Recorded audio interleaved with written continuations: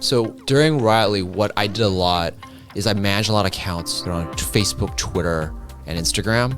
So it was very consumer, very casual. Back in the day when I was already starting, I can already see like the trolling and sort of divisiveness that we see today. Nowadays, we look at it and it's kind of starting to become normalized, where we see this harsh polarization, the Trump era, all those things that happened. Right now, we've almost like, yeah, it's like normal. But I really saw that and I didn't like where the direction was going, because people were in their own echo chambers and not talking to each other. It became more of like clickbait and trying to stir up controversy that you really don't understand what the other side is thinking.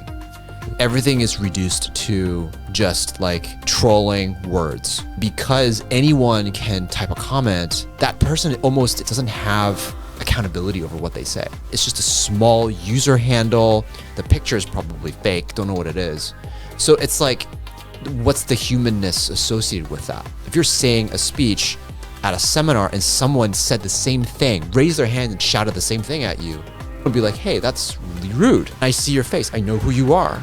People don't do that in real life because that's just not human. That's not what people do. It's kind of rude. But people do that all the time on social media. I was really frustrated with that. On LinkedIn, what I try to do is I try to provide advice, like mindset. It's more from a professional capacity. I think that's quite different. It's also not political. It's a lot about self-improvement, about sharing more family and stuff like that. For some reason, LinkedIn just doesn't go into the realm of Twitter and Instagram, in some way. So that's how I kind of differentiate it. So when I talk about social media, LinkedIn is sort of a little bit in its own world. Then Facebook, Twitter, Snapchat, Instagram, that's all kind of on this other side, I would say.